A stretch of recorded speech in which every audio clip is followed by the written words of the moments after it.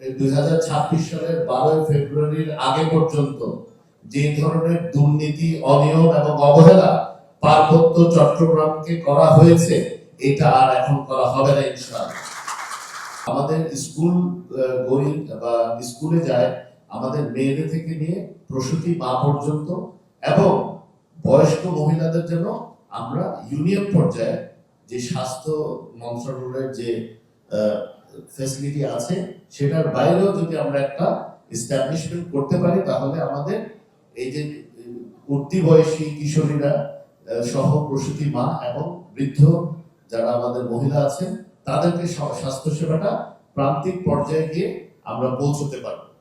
আমাদের এখানে কিছু কিছু স্কুল আছে, কিছু কিছু প্রাথমিক বিদ্যালয় আছে যে পথটা খুবই দুর্গম, এখানে আসলে যাতায়াতের অনেক সমস্যা। সেই কারণে আমরা চিন্তা করেছি যে প্রাথমিক বিদ্যালয়গুলোতে, যেখানে খুবই দুর্গম, যে বিদ্যালয়গুলোতে যাওয়া আসা খুবই কঠিন, সেখানে আমরা আমাদের উদ্যোগে এই যে ফান্ডটা আসে প্রতি বছর, এগুলো এইসব 1074টা নাম কাওয়াস্তে যে স্কিম নেওয়া হয় এগুলোকে বাদ দিয়ে সেখানে কোথায় কোথায় মাল্টিপারপাস ডরমিটরি করে দেওয়া যায় সেই চেষ্টা আমরা ইনশাআল্লাহ করব। 2026 সালের 12 ফেব্রুয়ারির আগে পর্যন্ত যে ধরনের দুর্নীতি, অনিয়ম এবং অবহেলা পার্বত্য চট্টগ্রামকে করা হয়েছে, এটা আর এখন করা হবে না ইনশাআল্লাহ।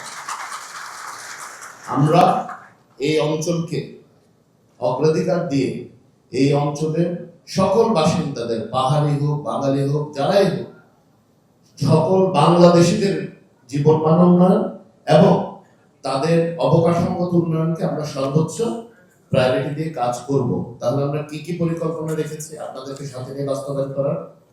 প্রথমত, স্বাস্থ্য খুবই গুরুত্বপূর্ণ বিষয়।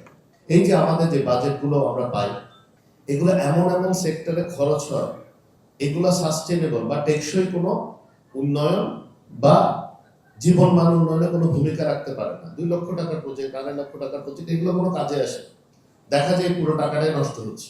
তো আমরা চাই, আমরা অনুরোধ করেছি পার্বত্য জেলা, যেহেতু ওনারাই এগুলো চালান এবং বোর্ডকেও আমরা রিকোয়েস্ট করেছি, আঞ্চলিক পরিষদকে রিকোয়েস্ট করেছি, যেন ওনারা স্কিমগুলো দেওয়ার সময় আমি যে বিষয়গুলো এখন আপনাদের সামনে উপস্থাপন করব, তারা যেন সেগুলো একটু মাথায় রেখে স্কিমগুলো উপস্থাপন করেন।